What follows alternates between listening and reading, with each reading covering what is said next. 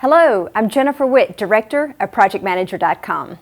Nothing gives me worse of a headache than a bad meeting. We've all been there. We've all seen the scenarios. You've got that one who's always going to speak up to derail your meeting. You've been in those meetings where no one knows, why am I here? What am I doing here? And why is that person here? We've all seen all different scenarios. Even interviewing CEOs of some of the top companies, one of the biggest complaints is poor meetings.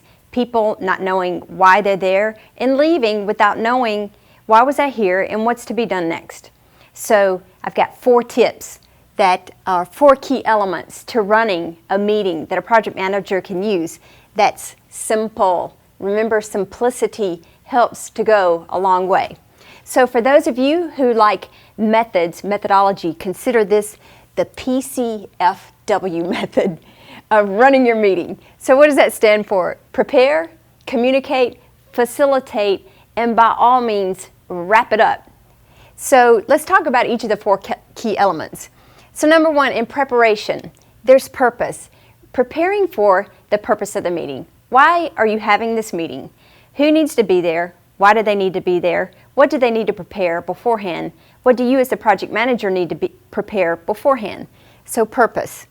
People, again, knowing who's supposed to be there, why are they there? Are they decision makers? Are they there to provide input? Why do you need them there? And then props. How are you going to facilitate and run your meeting? Do you need props? Do you need a laptop? Do you need a LCD projector? Do you need flip charts? Do you need boards, markers? Do you need pens and paper? What do you need for people to use and for you to facilitate the meeting? Have you ever shown up at a site and you didn't have the materials you needed or thought were supposed to be there? Well, you as a project manager can prepare for that. Second key element, communicate. It's communicating to people beforehand, inviting them to the meeting, the agenda, letting them know when they're supposed to be there, why they're supposed to be there, and 5 minutes beforehand. Let people know in advance so they know they can prepare on their schedule, being mindful again that other people have schedules too, so letting people know in advance so they can beforehand prepare, get together what they need to show up, and maybe ask any questions, maybe contact you or other members on the team before. So let them know what's on the agenda. What are we going to be talking about? They may want to invite some other key people as well and give you an opportunity to say, yeah, that's great, but we don't really want them to be there in this meeting. Action items. Making sure people have completed action items maybe before a previous meeting, preparing for and completing action items they were supposed to do prior. So before they show up to the meeting, make sure that the previous action items have been completed or at least know the status. Facilitating the meeting. So we've all seen that one where the thing gets out of control. It's supposed to be maybe a 20-minute status meeting or a 30-minute status meeting or a short call or stand-up meeting that turns into a 2-hour brawl. So we don't want that. We want to make sure everything's on time and on topic.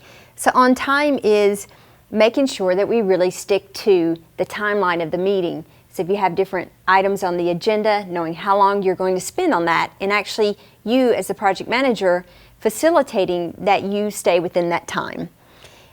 So that way people will stay engaged with you, you won't lose credibility, and people will know when to expect to leave the meeting. And on topic. So staying on topic to the agenda. There are people who have other agendas who will try to take over and hijack your meeting, maybe for their own purposes. So you have to facilitate that and stay on topic and let them know, well, if someone brings up a topic that's not on your agenda, well, it may be important, but it may not be within the purpose of that meeting. So it's important to put that on a parking lot and at the end let people know, what are we going to do with this item? And I love this one, hold that thought.